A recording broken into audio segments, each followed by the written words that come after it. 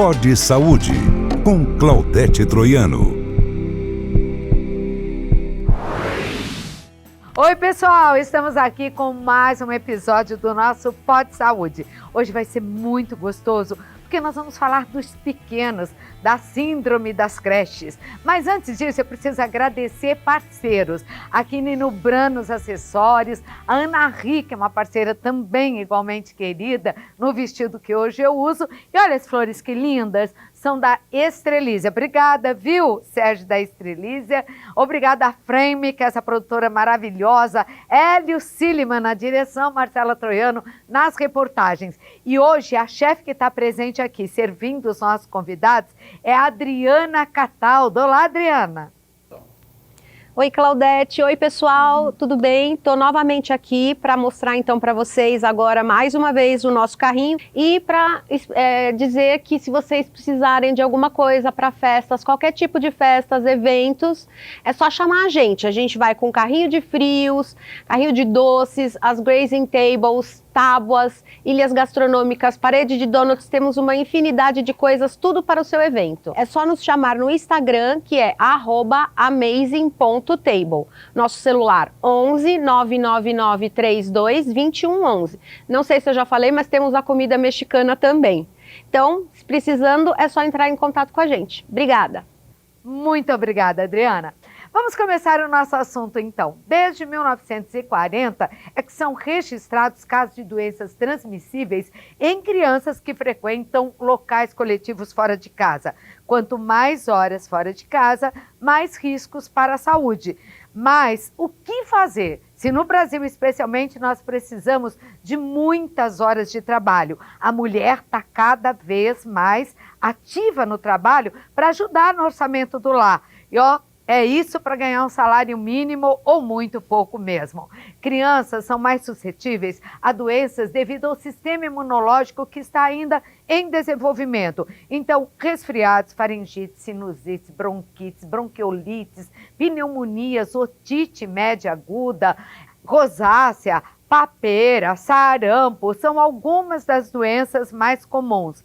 Tem ainda síndrome mão, pé, boca, que é muito de escolinha, conjuntivite, escarlatina, gripe, resfriados, doenças conhecidas como síndrome de creche. Mas hoje vamos ampliar isso, né? Porque eu já falei de tantas aqui, então são as doenças das escolinhas em geral. E eu estou recebendo aqui no nosso Pod Saúde a doutora Ana Bon, que é pediatra registrada pela Sociedade Brasileira de Pediatria, terapia intensiva pediátrica pela Associação de Medicina Intensiva, graduada pela Faculdade de Medicina da USP, Universidade de São Paulo, pós-graduada em Síndrome de Down pelo CPEC, o Centro de Pesquisas e Estudos, MBA em Gestão de Saúde pelo Hospital Israelita Albert Einstein e vice-presidente do Núcleo de Estudos da Criança e Adolescência com Deficiência pela Sociedade Paulista de Pediatria. É ainda membro do Grupo Médico Assistencial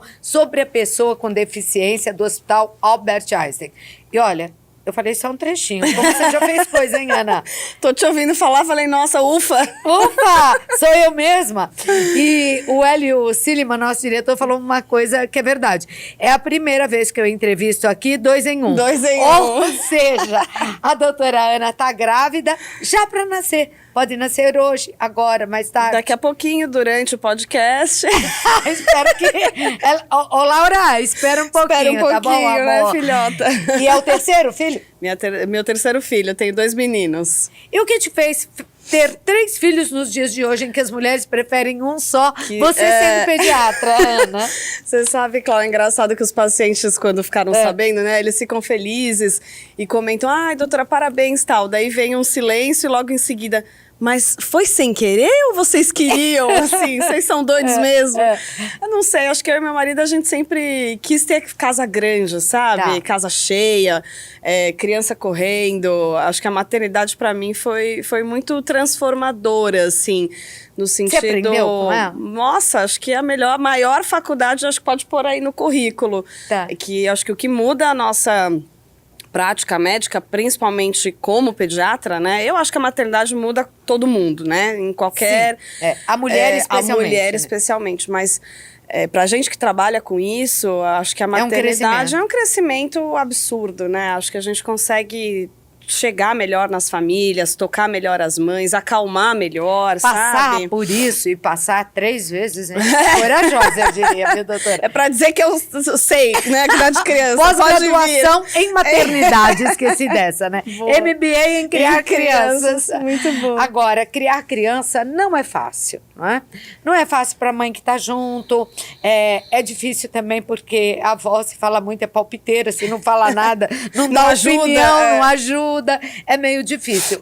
Mas essa síndrome, chamada síndrome de creche, né? Essas doenças, quando a criança vai para um maternal, às vezes vai para o berçário, as mulheres têm que trabalhar, têm que voltar rapidamente. Sim. Isso é prejudicial para a criança, você diria? Então, acho que depende, né? A gente precisa sempre entender o contexto, a idade da criança e que tipo de quadros ela está tendo. Existe uma idade ideal para ir para uma creche, para uma escolinha? Essa é uma pergunta difícil da gente responder. Medicamente falando, não, né? Do ponto de vista educativo, tanto que a lei diz que a partir de 4 anos todo mundo precisa estar na escola. Eu costumo orientar, e acho que tem uma coisa que a criança abaixo de 1 ano, principalmente, ela tem um sistema imunológico que é mais frágil. Então, se a família tem condições, é interessante que essa criança ainda não vá para a creche. Mas aí a gente tem um problema gigantesco no Brasil em que a licença maternidade são 4 meses. Para quem é CLT. Sim. Então, para quem não é, para quem não é, nem tem, né? Então aí a gente esbarra num problema muito grande, né? Financeiro. E acho que o pediatra tem que apoiar aquela família na decisão, tentando contornar o melhor que dá para a gente fazer daquele contexto, né? E às vezes tem também aqueles pais que necessitam da creche e não têm ainda a creche. Essa situação já mudou muito no Brasil, em São Paulo, pelo menos nos grandes centros, não no Brasil como um todo, mas ainda é difícil, às vezes, conseguir aquela vaga, né? Você espera por muito tempo. Sim. E quando consegue, é surpreendida com, meu Deus, a criança entrou na escolinha e agora vive doente. O que acontece e como é preparada imunologicamente falando a criança para o mundo externo, doutora? Bom, então, assim, rapidamente, a parte imunológica acho que é uma das coisas mais complexas que a gente tem no nosso organismo, né?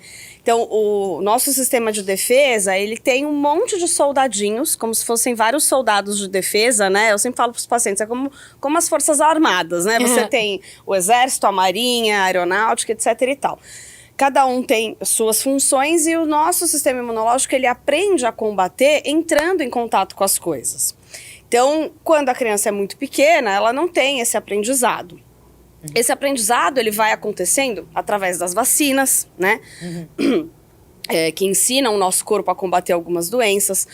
Outras a gente só vai aprender a combater entrando realmente em contato, né? E isso faz com que os primeiros meses, o primeiro ano de entrada na escola, seja realmente desafiador, porque como as crianças têm um sistema imunológico mais frágil, elas também disseminam mais as doenças, né? Você que tem um sistema imunológico forte, muitas vezes a gente barra aquela infecção e para de transmitir.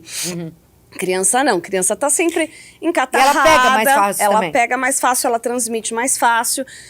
Fica todo mundo ali aglomerado, lambe brinquedo, né? Lambe o amiguinho. E aí as coisas realmente se disseminam mais fácil. E parece um círculo vicioso. Sim. Né? Porque ela leva para casa, aí se tem algum adulto que não tá com o sistema imunológico lá muito bem, às vezes debilitado, pega, às vezes ele leva, passa para a criança vai, passa para a escola. Sim. Dá para controlar isso de alguma maneira? Dá, com certeza, né? Acho que um ponto crucial quando a gente coloca a criança na escola é entender em que momento seu filho deve permanecer em casa e tentar se estruturar para isso. Porque criança doente é muito importante que fique em casa, tanto para a gente monitorar os sinais de alerta, né, ou algum sinal de gravidade, para que ela se recupere melhor, porque também indo para a escola, comendo mal, correndo para lá e para cá, o sistema imunológico não consegue, né, se recompor. E, por último, para que a gente tente barrar a disseminação. Então, tem algumas doenças que a gente, pediatra, nós somos categóricos, né? Isso aqui não pode ir para a escola. Mas, às vezes, tem a criança com sintoma mais leve, ou às vezes, enfim, um sintoma inicial, né? Que acaba indo e já dissemina. Mas é difícil, né? Para as famílias também se estruturar ao redor disso. Tá certo. Agora, doutora, quando você é mãe, pela primeira vez é mais complicado. Para você deve ter sido também, apesar de entender bastante do assunto, ser pediatra.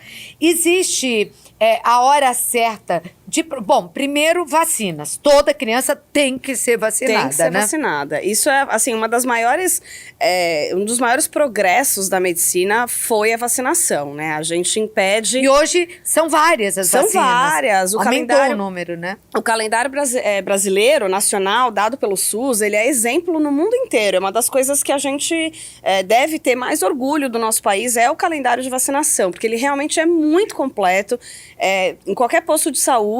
E é no Brasil todo. No Brasil todo.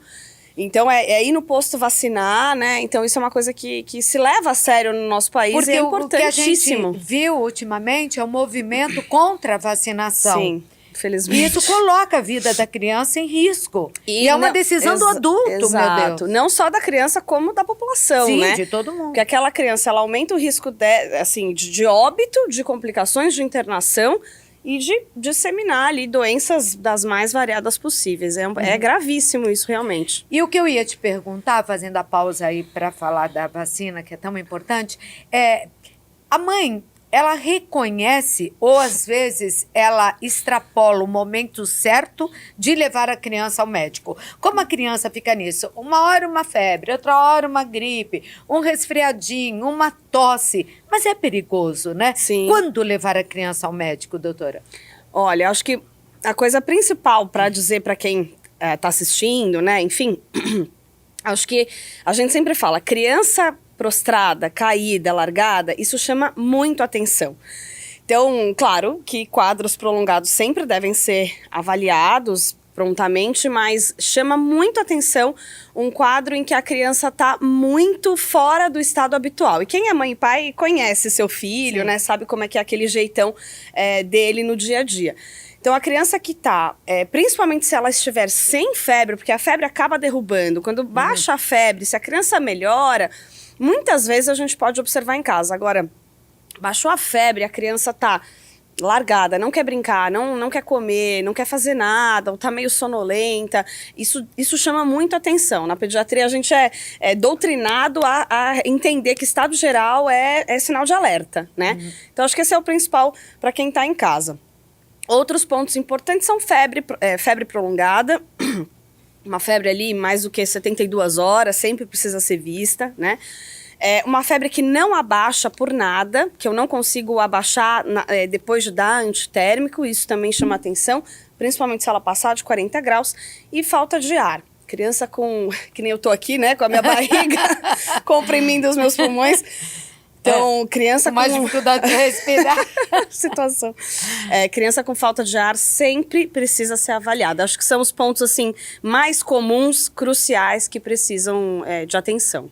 Você sabe que eu fui repórter muito tempo no rádio, trabalhei em várias emissoras de rádio, e uma coisa que ficou marcada, assim, como repórter na minha carreira, é estar no Hospital das Clínicas e uma médica falar para a mãe da criança, chamar a mãe da criança, falar há quanto tempo a sua criança está apresentando esses sintomas, né? Que era de quadro de respiração, Sim. Aquele sintoma geral, não estou bem. Falar, acho que tem uma semana e meia, 2 semanas, fala assim, Nossa. Esperou demais. A sua filha acabou de vir a óbito, 3 anos. Meu Aquilo Deus. me chocou tanto, né? Mas isso é jeito de contar também, Também, né? desse jeito, ela falou, Meu acho que ela Deus. ficou tão revoltada com a mãe que não procurou ajuda médica e falou desse jeito, e aquilo me assustou bastante e me alertou também para isso, né? Sim. Quem cuida da gente é médico. Ficou ruim, corre pro médico, dá um jeito. É melhor pecar pelo excesso Eu do acho. que depois, né, enfim, De não ir, ter né? uma catástrofe. Falando em susto, este ano exatamente, 2024, a coqueluche Nossa, foi. assustou. Mas não era uma doença do passado? A coqueluche sempre esteve presente, né, em ciclos. Mas não dessa forma, né? Não dessa Como foi forma, nesse ano. com certeza não. É sempre uma doença respiratória O que é a coqueluche? A coqueluche é um quadro que a gente pode considerar um quadro de pneumonia, é um tipo de pneumonia, né, um quadro respiratório, causado por uma bactéria. O nome da bactéria é Bordetella pertussis. É uma bactéria vacinável. Chique, então, né, o nome? As bactérias sempre têm um nome chique, é complicado de falar. Então, a gente é vacinado para coqueluche no 2º mês de vida, 4º, 6º mês, um reforço de 12 a 15 meses, outro reforço aos 4 anos. Olha como é importante. Muitos reforços. Grávida, a gente toma um reforço, o meu tá em dia. Então, é aquela vacina tríplice bacteriana. É a vacina que vai junto com a difteria, tétano, coqueluche, o Pzinho, DTP. O Pzinho é de coqueluche, né? Pertussis. Então, essa é uma doença respiratória que tem como problema grande que muitos adultos podem ter essa bactéria em sintomas mais leves e disseminam de forma, né, contínua. Às vezes parece um resfriado, uma alergia, uma tosse, aí o povo, né, tempo seco, aquela coisa toda. Verdade. E as crianças pequenas que ainda não estão com a vacinação completa, elas pegam de uma forma muito grave. E aí o que aconteceu esse ano? E normalmente é adulto, então, que passa sem saber que tá com coqueluche. Geralmente sim. Adulto ou adolescente, né? Adolescente também tem os títulos de vacinação que caem e pode pegar. E aí o que aconteceu, o que vem acontecendo é que a taxa de vacinação no Brasil inteiro vem caindo. Então, muita criança que não foi vacinada ou está com a vacinação incompleta pega a coqueluche. E aí, enfim, quadros muito graves em crianças pequenas, né? De falta de ar, de tosse prolongada. Mas tem tratamento? Tem, antibiótico. E aí, na verdade, o tratamento... Se a criança estiver muito grave, ela precisa ir para o hospital, dar suporte para essa respiração até o antibiótico fazer efeito e o próprio sistema imunológico ajudar a criança, né, a melhorar. Mas é um quadro potencialmente muito grave, principalmente nos pequenininhos abaixo de 6 meses, os de 3 meses, gravíssimo. E dá para reconhecer, doutora? Dá. A coqueluche tem uma... Deixa eu dar um tempinho pra você tomar uma aguinha, né? pode tomar Então, uma eu falo aguinha. rápido. Eu falei que a Laurinha tá aí dentro dela e tá pra nascer, né? Tá? Pode ser agora, pode ser daqui a pouco, pode ser um parto aqui no nosso posto de saúde, pode parir. Pode parir. Pode vir, Laurinha. Mas dá pra diferenciar, então, e tem que levar no hospital Tem que rapidinho. levar pro hospital.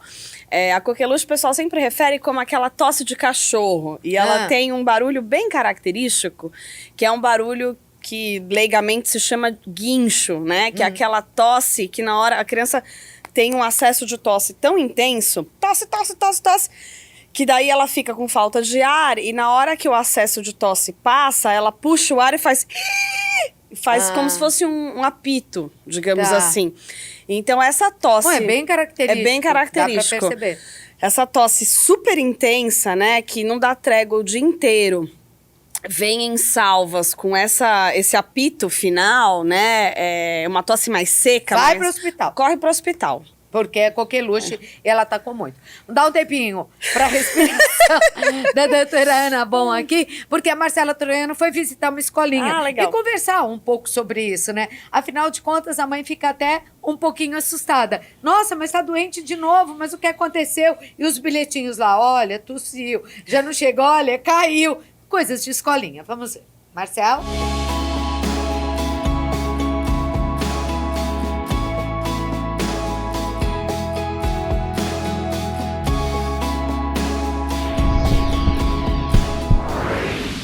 Olá, pessoal! Eu vim até a rede de escolas Quaquatu aqui no Morumbi para a gente falar um pouquinho sobre as doenças de escolinha. Né? A gente tem que matricular nossos filhos, a gente tem que trabalhar, então é bom ter dicas para escolher a melhor escola. Vem comigo!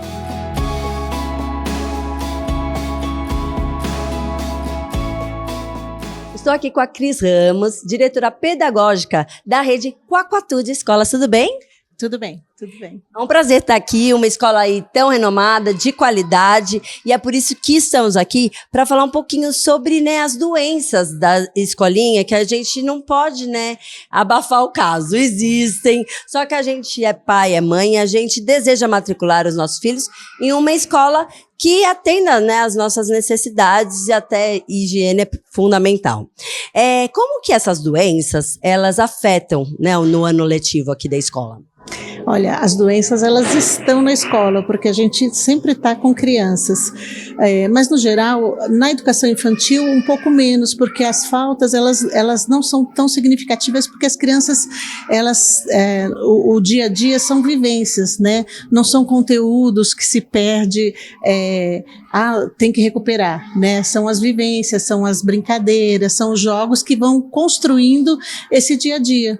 Então, a gente precisa realmente administrar para que eles tenham esse conforto, mas a perda é pequena, né? É verdade, ainda nessa fase dá, né, para ser mais maleável. Mas então, quais orientações que vocês dão aos pais, assim, para prevenção, propagação das doenças? A gente costuma sempre, no início das estações, localizar os pais, o que vem por aí, né? Por exemplo, no inverno, né, a gente tem que tomar cuidado com a questão do frio, né, do gelado, da imunidade da criança. Então a gente procura dar fazer uma circular, mandar para eles, para falar um pouquinho da estação, do que vem pela frente, né? A gente também sempre vai monitorando as crianças que estão doentes para ter esse acompanhamento, e a gente localiza e pede aos pais para que eles sempre avisem a escola quando as crianças estão doentes, né? Porque a gente também precisa dar esse resguardo para os pais. A gente precisa avisar os outros pais para que eles tenham esse cuidado também. Então, quando uma criança fica doente, o que vocês indicam para os pais?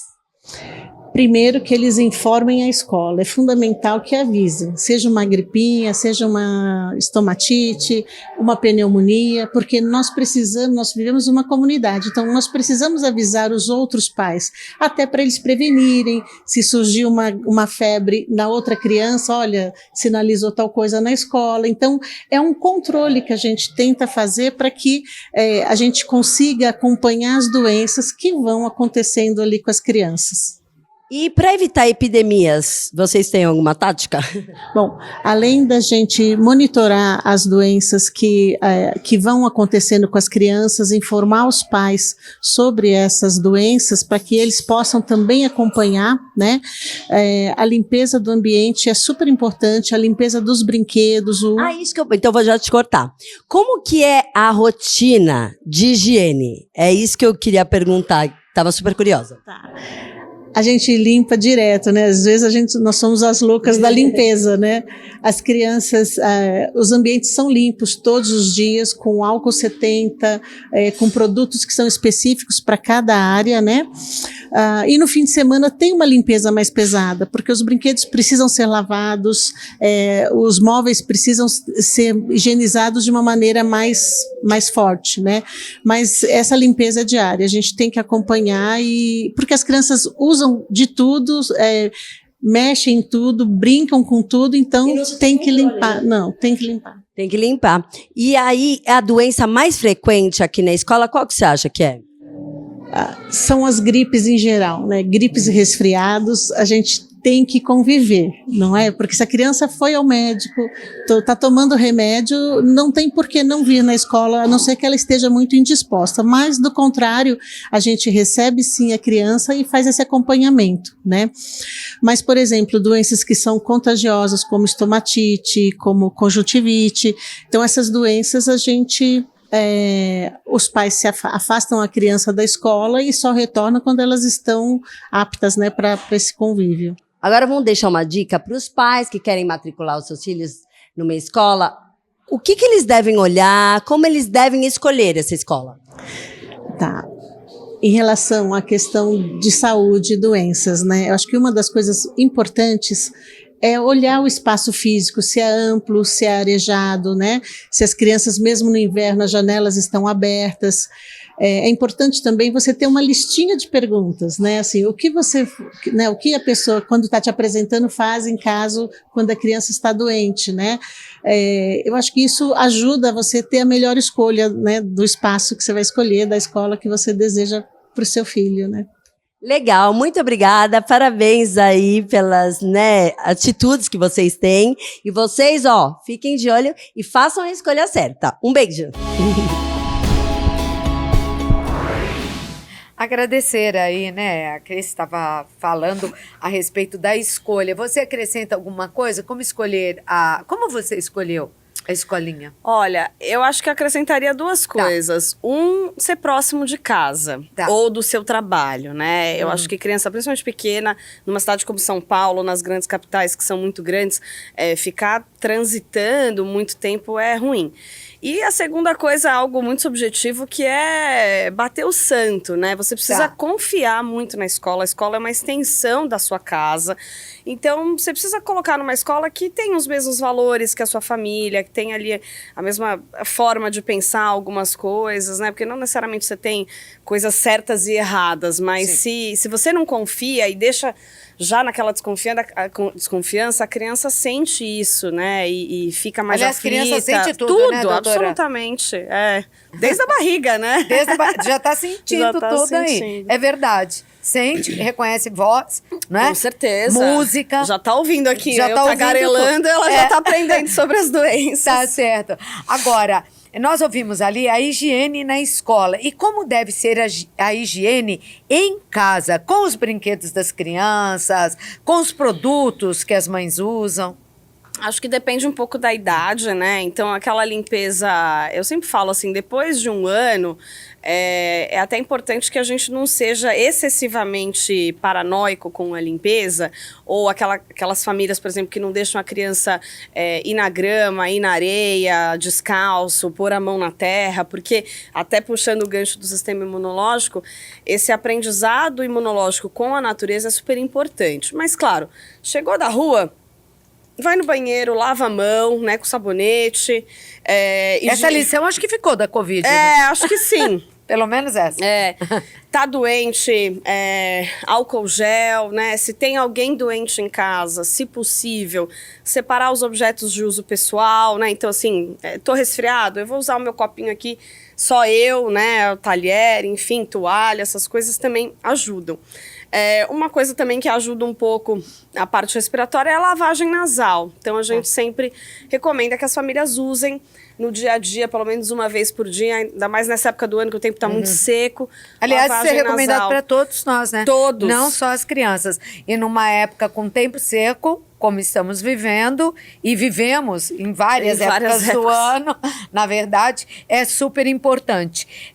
Você recomenda algum tipo de aparelho para fazer a lavagem? Tem algum jeito mais fácil de lavar o narizinho da criança? Olha, acho que você precisa criar o hábito. A coisa mais importante, eu acho que é criar o hábito, porque como a criança, principalmente pequena, ela reluta um pouco com a lavagem nasal, é nessa hora que os acidentes acontecem, independente do tipo de aparelhinho que você está usando, né? Então, a lavagem nasal adequada, ela tem bastante volume e pouca pressão. Pode fazer com as garrafinhas, pode fazer... Tem aquela outra garrafa, né, meio de ponta cabeça, eu não sei lembro o nome, mas tem, você sabe. Bem bonitinho. Seringa. Parece do Aladim. Exatamente. Seringa, enfim. Mas o mais importante é você fazer devagar, sem a criança estar completamente esperneando, porque na hora que ela faz força e aí você tenta enfiar, né, jogar o líquido, o volume para dentro, é nessa hora que você pode ter lesão na parte auditiva, etc e tal. Então, o mais importante é que seja feita da forma adequada. Criança sentada, levemente inclinada para frente, o aparelhinho entrando na narina em direção, né? Eu sempre brinco com as famílias.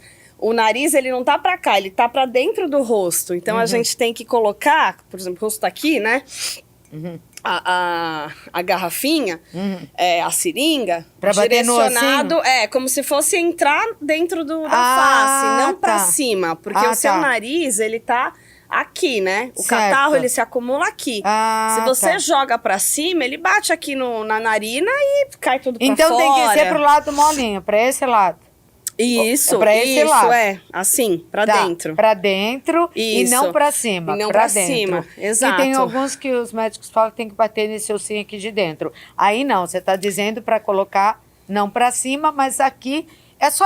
isso daí foi uma boa Exatamente, dica, aqui, pra ó. atingir. Lembra que o Tá. catarro tá preso aqui, né? Tá aqui, como se fosse... E a lavagem ajuda a Muito. tirar esse catarro? Muito, É? muito, porque na hora que você joga, é como se fosse um rio, né? No consultório eu até tenho uma maquetezinha que é fácil das famílias entenderem, porque é como se fosse um rio. Você joga o líquido, né, com o soro fisiológico, e ele empurra o catarro, você tem comunicação, né? Ouvido, nariz e garganta, são buraquinhos que se comunicam.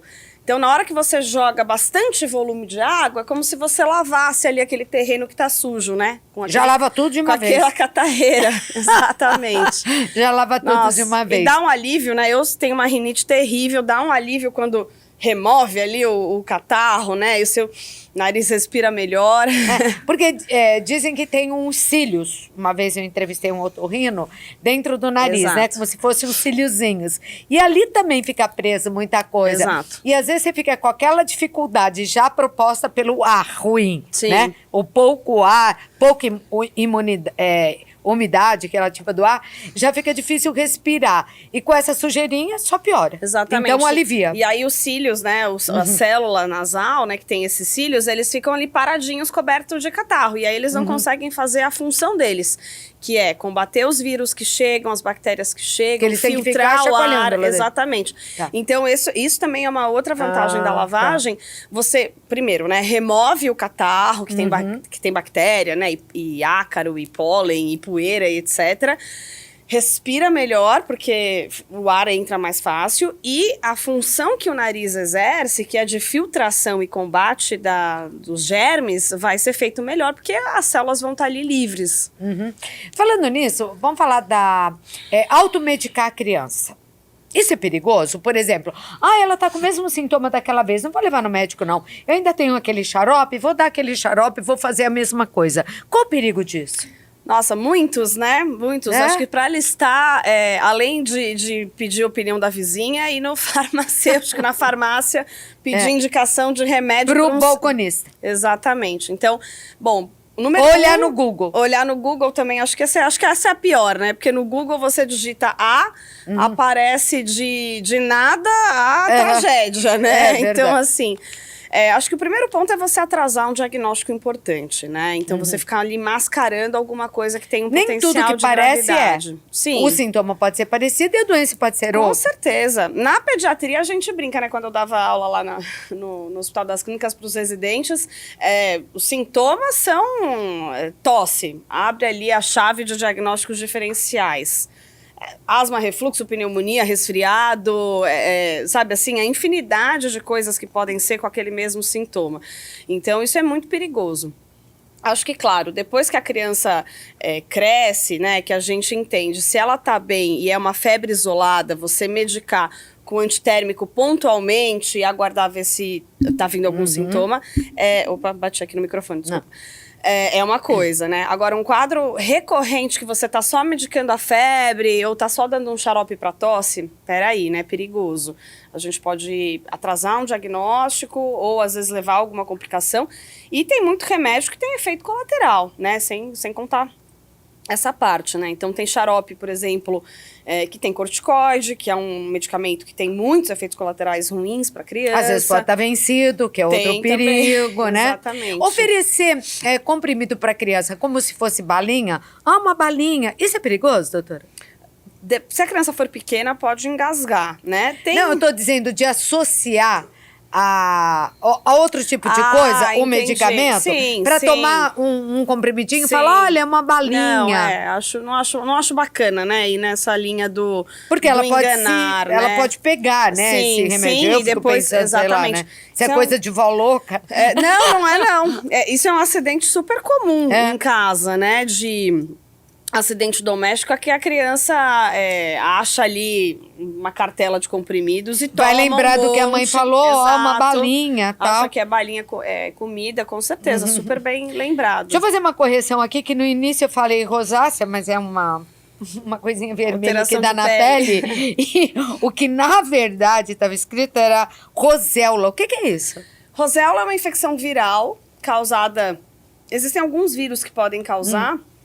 Existe um mais comum, né? Enfim, não é muito relevante. Mas é uma infecção viral que costuma dar febre baixa. Às vezes uma febre que não tem mais nada aparecendo. Criança tá bem, mas não tem coriza, não tem tosse, não tem nada. De repente, o corpo pinta. Cheio de pintinhas Como uma catapora, vermelhas. assim, só que é... Muito sutil. Tá. Ah, é difícil perceber, então. Às vezes a família percebe, o mais comum da roséola é tronco, abdômen. E que idade, mais ou menos? Desde muito pequenininho, né? Mas o clássico é de 6 meses a 2 anos, Tá. né? O mais clássico. E a pele fica toda pintadinha, é um vermelho... A catapora são lesões grandes, né? Bem Grandes perceptíveis, e com bolha, aguinha, né? exato. Essa não, são como se fosse várias pintinhas Mas dá no corpo avermelhadas todo no também. corpo todo. Não coça, não incomoda. Mas é perigoso? Não, super, é um quadro muito benigno da infância. Pega. Se transmite facilmente, mas é um quadro que a gente não faz absolutamente nada, a não ser tranquilizar a família, falar, ó, isso aqui não incomoda, isso aqui não vai passar sozinho, não precisa passar nada, pode ficar tranquilo, monitorizar a febre, porque, né, enfim, às vezes pode ter alguma coisa associada, então se a febre não passa, a gente precisa reexaminar. Mas é um quadro muito tranquilo. Dessas que eu falei, as que eu não falei aqui, os resfriados, a sinusite, a bronquite, faringite, a pneumonia, a coqueluche, que nós falamos um pouco mais, otite média, o sarampo, né? Mão, pé, boca, escarlatina, problemas gastros. O que te preocupa mais como médica? Olha, acho que disso desses itens, né, que você comentou, acho que os quadros respiratórios, né, as pneumonias... São as mais preocupantes. São as mais preocupantes porque, a gente precisa, quando é bacteriana, eu preciso tratar com antibiótico. Tem um potencial de complicação muito grande, né, de evoluir rapidamente quando a gente não faz o diagnóstico certeiro. Mas é que a gente sempre comenta, né, pneumonia é uma doença que dá sintoma. E criança tem. Exatamente. Então, por isso que acho que a dica mais importante para quem é mãe e pai é prestar atenção no seu filho, se conectar com o seu filho.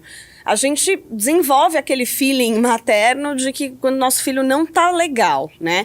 Então, não existe pneumonia que não dá sintoma, né? Esse ano teve também a pneumonia silenciosa, que as famílias ficaram apavoradas, achando que do nada a criança tá bem, e aí, pneumonia silenciosa. Não é assim que funciona. A pneumonia, seja silenciosa ou não, e esse termo silenciosa ele é muito ruim, porque dá essa sensação, né, para quem não é da área, que é algo que vem do nada, né? Na verdade, ela é uma pneumonia com pouco sintoma, mas tem sintoma. Mas transmite? Ana, qual sintoma? Transmite, né, a depender do agente, mas muitas vezes são bichos que moram na gente e que vão lá e infectam, né? Uma curiosidade que eu sempre falo para os pacientes, a gente tem mais bactérias no nosso corpo do que células nossas. Você sabia disso? Não. A gente Nossa, tem... que notícia que boa. bom! Mais bactérias do que células? Do que células então nossas. São milhões. São milhares, zilhões, bilhões, né? Muitas bactérias Somos uma bactéria grande. Muitas dessas bactérias ajudam o nosso corpo a funcionar. Elas estão ali por uma função, são do bem, né? Bactérias ruins aí que não é legal. Mas a gente está o tempo inteiro lidando, né, com esses germes que não são nossos. Então, tem muitos... O que é uma bactéria? Como pode ter uma bactéria, tô pensando aqui, do bem e uma tão do mal? Olha, é complexa essa pergunta. É verdade, é como um ser humano, então somos isso bactérias. Depende... Porque tem ser humano do bem e tem ser humano do mal. Não é verdade? Tipo isso, né? Mas uma bactéria que é do mal, digamos assim, ela tem a capacidade de se infiltrar, digamos, no nosso corpo, né? Causar ali um processo inflamatório, destruir as células ao redor. A bactéria do bem, ela vive em harmonia. Tipo aquele vizinho legal, que não faz muito barulho, entendeu? Que, né? Tá de boa. Tá de boa, né? Não para na vaga do outro. Mas ela não enfrenta a outra. Ela não... Às vezes, sim. É? Às vezes, sim. Então, o nosso organismo é muito bonito, né? Eu acho que quando você começa a estudar, assim, é muito curioso. A natureza, ela é perfeita, né? O ser humano que vai lá e estraga algumas coisas. Então, Enfim, a gente acabou, né, divagando um pouco, mas basicamente a bactéria que é do mal e que pode causar um potencial de gravidade maior, ela precisa ser tratada com antibiótico, e aí a gente precisa reconhecer. Isso vai dar sintoma, vai dar febre, ou vai dar aquela criança muito caída, como eu comentei no início. A febre é sempre um aviso. Sempre um aviso. A febre em si, ela não causa nenhum mal, né, geralmente. Mas a febre é um aviso de que alguma coisa do nosso corpo não tá legal, e o nosso corpo tá mandando aquele aviso. Então, uma febre que não passa, precisa ver, precisa examinar, né? Algum motivo tem. Algum motivo tem. E pode ser a pneumonia. Pode ser pneumonia.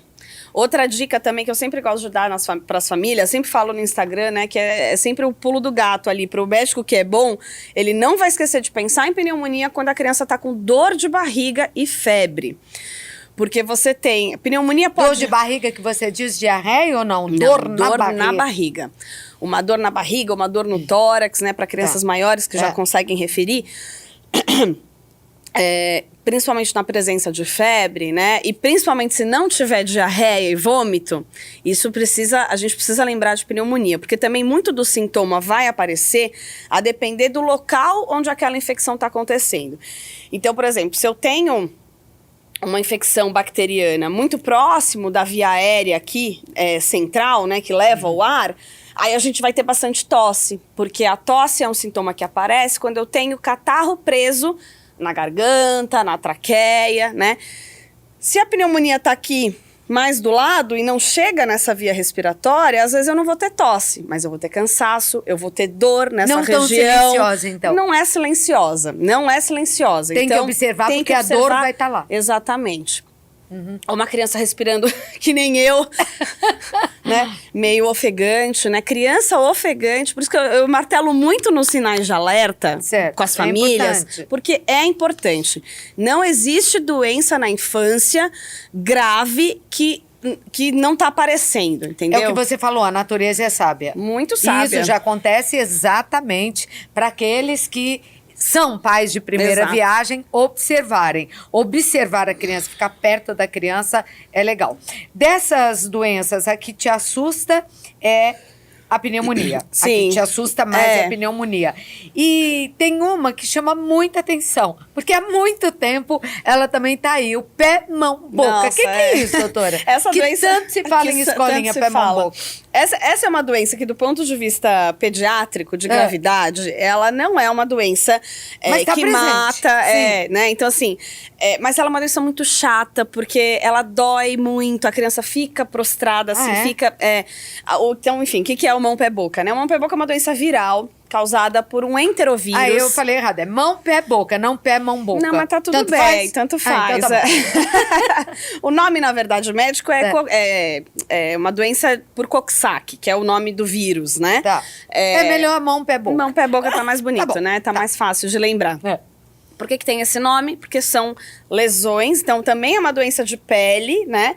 Também super presente nas doenças da infância, são as doenças de pele, e essas lesões aparecem na palma da mão, na planta do pé e ao redor e dentro da boca, geralmente. Mas as lesões podem aparecer no corpo inteiro. E essas são lesões parecidas ali com a catapora, mas que incomodam. Elas coçam, elas ardem, elas doem, né? Então a criança fica muito irritada, não consegue comer, às vezes não consegue beber líquido, então ela assusta muito as famílias, porque ela é uma doença muito chata, né, de acompanhar. Mas, se eu puder tranquilizar você aí do outro lado, do ponto de vista de gravidades maiores, ela, assim, não existe, né, existe muito pouca gravidade associada.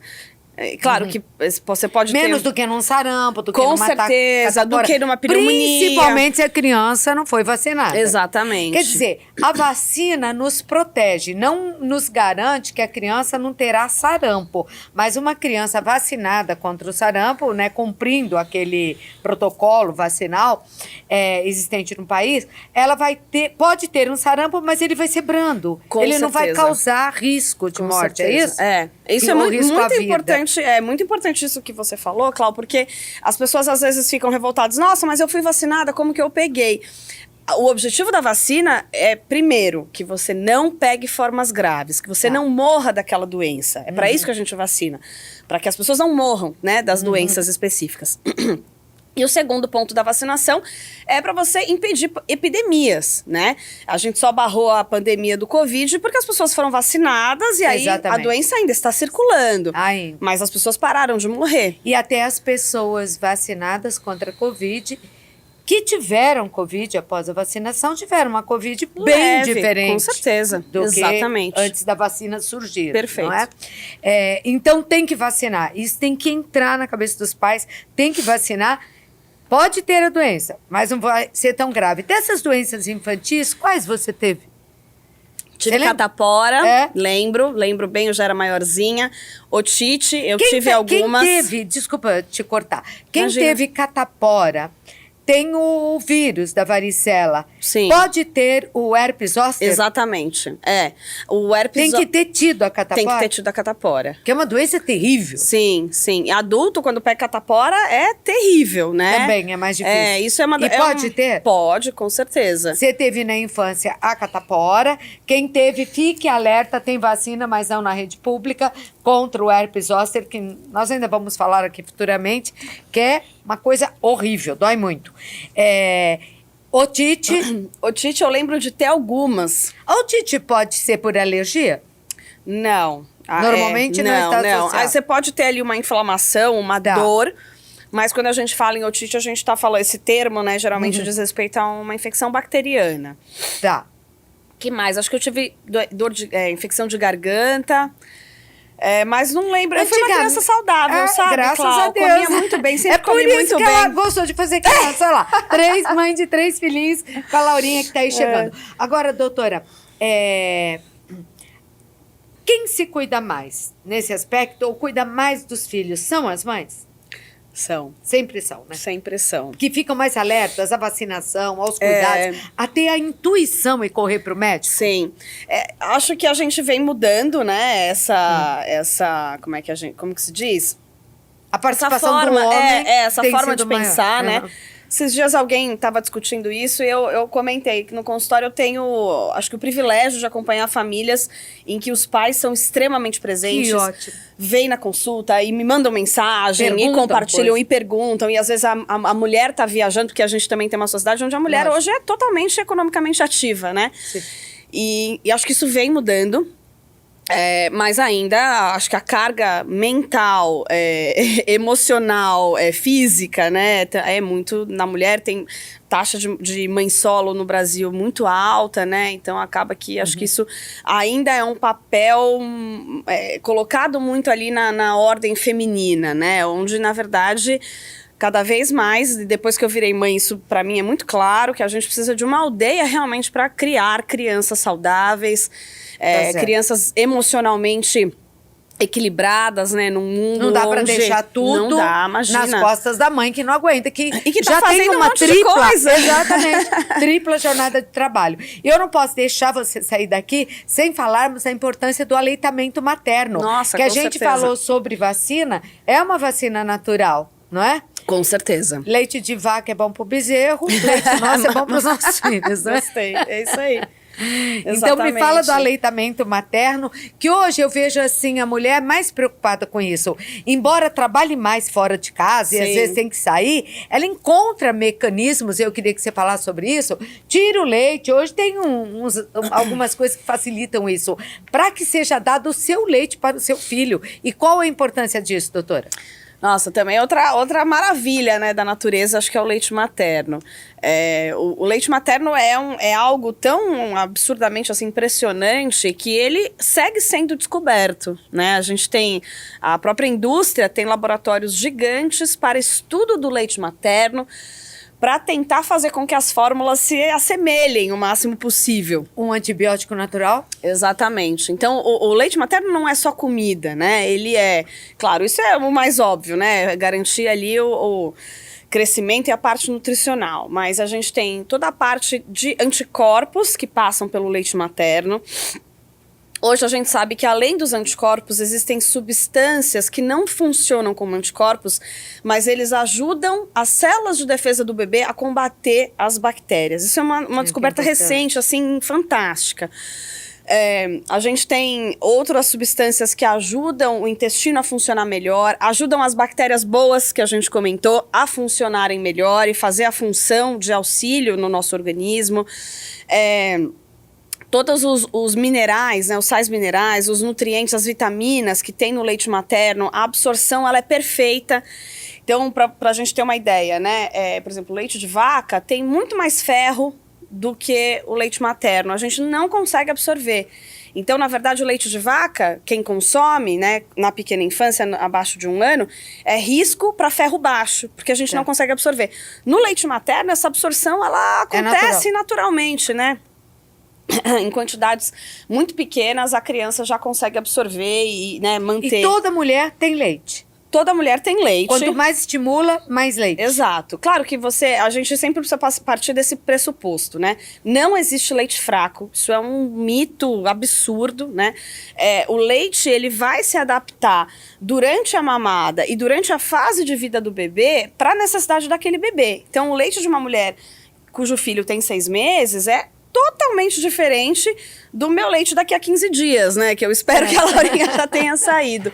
Então, isso também é muito importante. O que eventualmente acontece, principalmente num país onde a gente não estimula, não orienta adequadamente a família, um país pobre, que não existe o dinheiro para o leite que está caro também. Exatamente. E que é pior, né? E que é pior. Muito pior do que o nosso. Então, se a gente não tem que acontecer mais campanhas, você acha? Acho que mais campanhas, mas acho que isso hoje vem se falando muito, né? Nas redes sociais, as pessoas acho que têm tido mais consciência da importância do leite materno, mas eu acho que principalmente na cadeia básica de saúde, a gente não tem profissionais capacitados para orientar essa mulher. Porque quando o aleitamento não acontece, não é culpa da mulher que não conseguiu amamentar, que é uma culpa que toda mulher carrega. Ou falar, ai, meu leite é fraco, ai, eu não tenho leite. A gente ouve isso das mães, ainda né? Hoje. Sei lá, foi no UBS, a enfermeira falou, o médico falou, não, porque o seu leite é fraco, não sei o quê. Então, a mulher precisa realmente dar de mamar bastante para que ela produza leite, precisa tomar água, precisa ter alguma rede de apoio, algum descanso, porque o excesso de sono, né, a privação de sono excessivo, o estresse excessivo atrapalha e muito a produção de leite, né? Então, veja que o aleitamento materno, ele é consequência de uma sociedade engajada para isso. Né? Até enfermeiras em alguns hospitais a gente sabe que existe, né? E é muito bom isso, não só o banco de leite materno, que é uma coisa maravilhosa que existe nos grandes centros, não sei se em todas as cidades brasileiras, mas ensinar como amamentar, o que é bom tomar. Água, por exemplo, ajuda na amamentação. E muito. Não é aquela cerveja preta, né? Não, cerveja preta não, pessoal. Esquece. A gente ainda ouve isso. Ainda ouve, né? Posso tomar uma cervejinha preta, vai aumentar? Não, água. Água, líquido, vai ajudar na amamentação. E a quantidade, Cláudia, desculpa te cortar, mas acho que é um dado importante, né? Não é assim, copinho de água. Nesse calor que tá fazendo, eu falo para as mães, 4, 5 litros de água por dia. Porque se a gente precisa produzir 1 litro de leite e eu preciso manter o meu corpo funcionando, e um adulto médio precisa consumir ali 1,5 litro, 2 litros, já vai 3 litros só para produzir leite, né? No mínimo, no mínimo. Então, realmente é muita água. E ter essa ajuda. Se nós tivéssemos enfermeiras em todos os hospitais que ensinassem, né? Quando você tem um bebê que de repente o seio fica duro e aí vem o bebê e é bom, porque é um alívio também para a mulher. Sim. E eu ouvi uma vez, você como médica pode me dizer se isso é verdade ou não, que a mulher que amamenta, ela volta à sua antiga forma física mais rapidamente, tem benefícios não só em números para a criança, para nós também. Com certeza. Diminui risco de sangramento pós-parto, volta, né, o peso perda de peso, assim, importante, diminui risco, por exemplo, de câncer de mama e outros tipos de câncer. Então, é um benefício, como a gente falou, né? A natureza é muito sábia, é um benefício muito grande pro binômio mãe-bebê. A gente não comentou, mas estímulos cognitivos, de vínculo, né? Dessa mãe com esse bebê, conexões nervosas, né? E super intensas durante a amamentação, fortalecimento de toda a musculatura, para questões de alimentação, da fala depois. Assim, é uma coisa tão mágica que a gente poderia fazer um episódio inteiro falando sobre o leite materno. Só o leite materno. E existe diferença comprovada, doutora, que você saiba, sobre a criança que amamentou, né? No seio da sua mãe. E a criança que recebeu, por mais que a indústria tenha crescido, melhorado a qualidade dos leites que são oferecidos, em relação a essa primeira infância, a ida para a escolinha ou para a creche, é uma criança mais resistente? Isso os trabalhos mostram de forma muito clara, né? E eu sempre gosto de tomar cuidado quando a gente coloca essa informação, porque eu sei que traz também muita culpa para as pessoas que eventualmente, né, não conseguiram amamentar. Então, acho que 2 coisas importantes que a gente, assim, a ciência já mostrou há muitos anos, né, e com muitos estudos, que a criança que é amamentada, ela tem menos infecções respiratórias, menos infecção de ouvido, ela é uma criança com a imunidade melhor, principalmente nos 6 primeiros meses de vida, né? Então também não é que essa... a criança, sei lá, de 2 anos que está indo na creche e fica doente, talvez o leite materno tenha menos impacto, né? Porque o que a gente sabe que tem muito impacto é nessa primeira infância, onde a criança... 6 meses. Os primeiros 6 meses, né? Que a criança realmente é muito suscetível às infecções, etc e tal. Outra coisa que está muito bem estabelecida é risco de obesidade e outras síndromes metabólicas, né? Que também obesidade infantil é uma epidemia mundial gravíssima. Tanto que no Brasil há um trabalho bem bacana da Fiocruz, né? Em desenvolvimento. E os pediatras estão fazendo isso, né? Você não indica mais adoçar mamadeira, dar mamadeira com maisena. Farinha láctea. Exatamente. Como as crianças de antes, doce só a partir dos 2 anos. Isso mudou bastante. Mudou bastante. E assim, realmente a gente precisa fazer uma força-tarefa, porque é um problema gravíssimo mundial. Hoje a gente tem no mundo muito mais crianças obesas do que desnutridas, né? Aquela figura do desnutrido, né? Bem magro e tal. Isso tá um pouco... bem menos existe, mas a obesidade... Menos preocupante até do que a obesidade. Exatamente. Então, isso também é outra coisa que o leite materno protege muito, né? Claro que ele é um fator, né? Não adianta amamentar e depois a gente não cuidar do restante da saúde, porque isso é um contínuo, né? Durante a infância, enfim. Então, mas uma outra coisa que eu acho que é bacana falar é que a presença, eventualmente, da fórmula complementar ao leite materno não anula os benefícios do leite materno. E isso eu gosto de falar para as famílias que, eventualmente, enfim, precisam, que não é a maioria, né, quando bem orientados, mas, eventualmente, você tem ali uma mãe que não atinge uma produção tão adequada, consegue amamentar, mas precisa... O pouco que ela conseguir já vai ajudar. Todo dia de leite materno é mais um dia de leite materno. Acho que esse é o recado que fica. Tá certo. Todo dia de leite materno é mais um dia. É mais uma vitóriazinha naquela infância. Uma força para a infância. Eu queria agradecer muitíssimo você ter vindo, principalmente... Eu e Laura. Aos 9 meses, as duas aqui, aos 9 meses já de gestação, o que prova que gestação não é doença. Não é doença, muito pelo contrário. Isso é bem legal a gente falar aqui nesse muito final, bom, né? É verdade. Aliás, olha, você viu, né? Altivez da prenhez, né? Costas pra trás, peito pra frente, a mulher cabelo bonito, a mulher fica linda, um show de hormônios aí dentro ao lado das milhões, zilhões de bactérias, como você falou, os hormônios ativos também.